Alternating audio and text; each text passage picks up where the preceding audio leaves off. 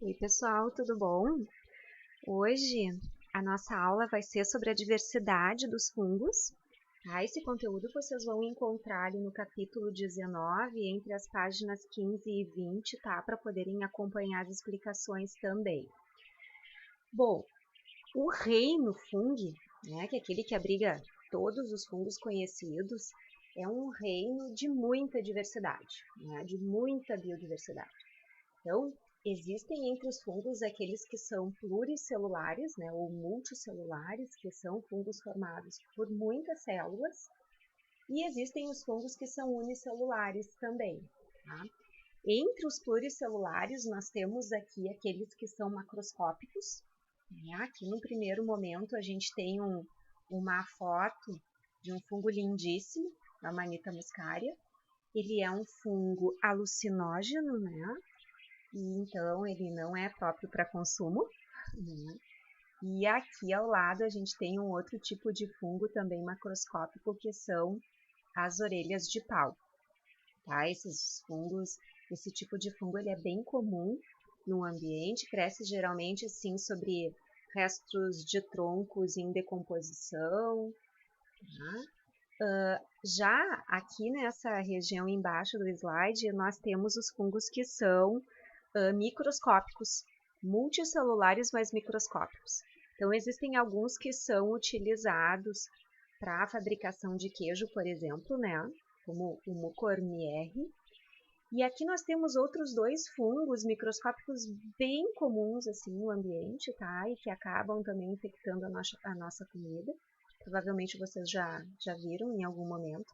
Esse aqui é o penicílio, é chamado de fungo verde do pão, tá? Cresce sobre as massas, né? Sobre os pães, depois do prazo de validade vencido. E esse aqui, o Rhizopus nigricans, que é o bolor negro, tá? O bolor preto, assim, aquele que a gente vê crescendo sobre a comida com um aspecto mais escuro, esse aí é o Rhizopus nigricans, tá? Entre os fungos macroscópicos, existem aqueles que produzem bioluminescência, né? Bioluminescência. Ela é uma luz produzida por uma reação química que acontece entre o oxigênio e uma substância chamada luciferina, produzidos por esses fungos. Tá? Se diz, né, uma explicação provável assim para a bioluminescência é que na escuridão das florestas, esses corpos de frutificação do fungo, eles atraem animais, né, que vêm ali para se alimentar, mas ao mesmo tempo acabam dispersando a estrutura de reprodução desses fungos que são chamados de esporos. Então, apesar de ser, né, de eles serem devorados, assim, ou servirem de alimento para alguns insetos principalmente, ao mesmo tempo isso também favoreceria a dispersão da espécie. Aqui nós temos os fungos unicelulares, que são chamados de levedura. Botei uma brincadeirinha aqui no início, tá? Com o Mickey, né? Vamos chamar atenção aqui para as orelhas do Mickey, né? O formato da cabeça. Que na verdade é muito comum quando a gente vê essas leveduras ao microscópio, que a gente chega em uma estrutura semelhante à cabeça do Mickey, tá? Porque as leveduras, elas são estruturas unicelulares, arredondadas, né? E elas se reproduzem por brotamento, essa estruturazinha aqui. Tá? Então aqui a gente tem dois brotos nascendo dessa célula, e por isso a comparação ali com a cabeça do Mickey, tá? Aqui também uma visualização microscópio de varredura, tá? Onde a gente consegue perceber direitinho assim a superfície celular. Já que nesse outro momento a gente tem uma observação ao microscópio óptico, como aqueles que nós temos lá em laboratório. Tá? Para fazer essa observação aqui, basta que a gente pegue uma porção de um fermento biológico, né? Pode ser aquele em bolinhas, tá? Um fermento seco biológico.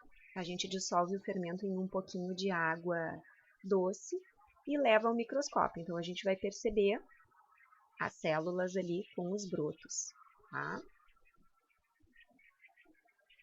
Bom, muitos fungos, eles estabelecem um tipo de relação ecológica com outras espécies, tá?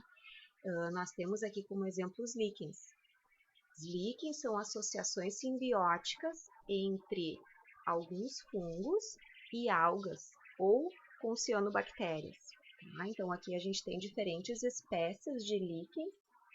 Tá? Quero chamar a atenção de vocês para esse líquen vermelho aqui, que é o Sagnaria.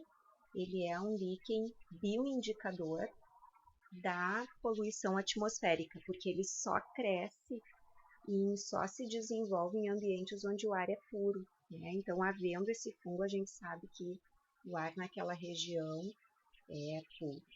Tá? Aqui a estrutura de reprodução dos líquens, né? Porque a gente fica para entender como é que um ser, que é uma simbiose, pode se reproduzir. Né? Porque tanto o fungo quanto a alga, eles não existem sozinhos. Né? Na medida que essa associação acontece, eles passam a viver juntos, né? Eles funcionam como se fosse um novo indivíduo. Então, para que o líquen se reproduza, ele produz uma estrutura reprodutiva que se chama sorédio, e o sorédio é uma célula da alga ou da bactéria, né, associada, cianobactéria, envolvida por várias hifas do fungo, que são as estruturas que compõem o corpo fúngico. Mais adiante nós vamos ver o que serve. Bom, informações interessantes, assim, né, uma outra informação interessante, além do fato do líquen ser um bioindicador, é que eles são organismos pioneiros em um ambiente onde ainda não existe vida. Então, por exemplo, uma rocha nua, né, não existe nenhum tipo de vida crescendo ali, os líquens conseguem crescer. Por quê? Porque eles produzem ácidos que corroem, né, degradam essas rochas, liberando dali os sais minerais. Esses sais são transferidos para a alga, ela faz a fotossíntese, produz alimento para ela e para o fungo, e assim o líquen consegue se desenvolver, sobreviver ali, e começa, então, inicia uma colonização daquele ambiente que depois vai ficar propício para que outros seres cheguem e se estabeleçam ali, como, por exemplo, pequenas plantas, né, as mais simples. Tá? Um outro tipo de relação que os fungos fazem é com a raiz, as raízes de algumas plantas, principalmente as leguminosas. Tá? Essa associação é chamada de micorriza e ela é extremamente importante para as plantas. Por quê? Porque o fungo ele é ótimo em fazer absorção de nutrientes e de água. Então, na medida que ele faz essa absorção, né, aqui está uma micorriza, ela é gigante. Olha só, em comparação ali ao corpo da planta, né, ou plântula, que ela está se desenvolvendo. Então, essa micorriza aqui é importantíssima na absorção de nutrientes e de água do solo. Isso tudo vai sendo transferido para a planta, chega até as folhas, onde ela faz a fotossíntese e produz o alimento, né? Então, a produtividade, por exemplo, numa plantação, ela fica muito acentuada, né, em função das micorrizas. Até mesmo em laboratório isso é feito de forma artificial, né, para poder colonizar as raízes dessa planta e tornar mais eficiente a produtividade. Tá? A planta também ela vai gerando, na medida que ela gera o alimento, ela vai transferindo isso para o fungo, e aí o fungo também se alimenta. Tá? Ao mesmo tempo, esses fungos eles também protegem a planta, né, oferecem uma camada de proteção contra alguns insetos que pudessem se alimentar dessa raiz.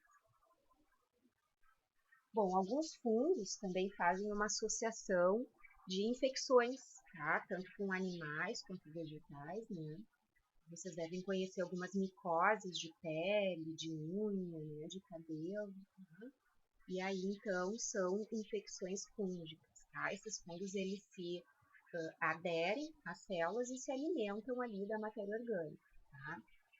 Eles vão se proliferar muito mais, assim, em regiões, né, do corpo, da estrutura do vegetal que seja úmido, quente, que tenha matéria orgânica disponível, né? Pode ser, por exemplo, a queratina na pele dos animais, a celulose na superfície da célula vegetal.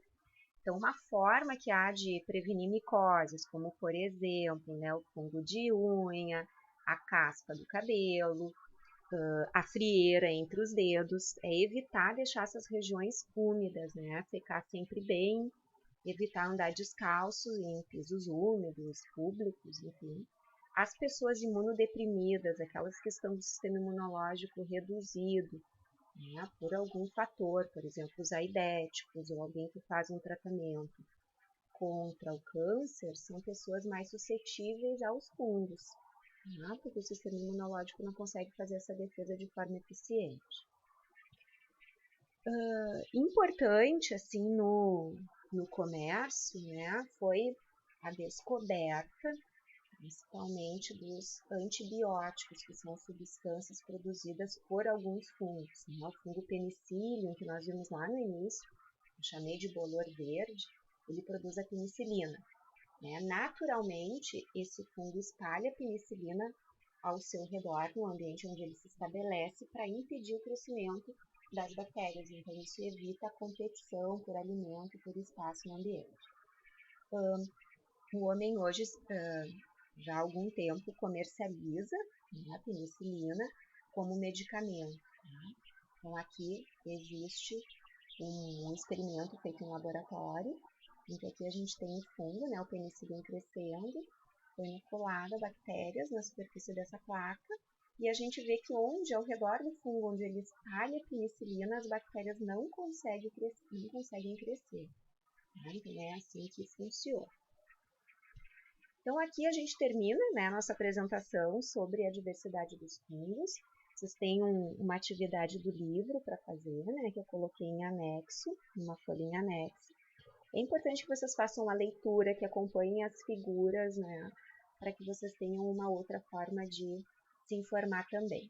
Também deixei em anexo ali um vídeo, que é um vídeo um pouco longo, tem 22 minutos, que vai mostrar para vocês a diversidade dos fungos num jardim, tá? Então, no seu ambiente natural, certo? Qualquer dúvida, vocês me procurem, me escrevam e a gente vai falando, tá? Beijinho, até a próxima!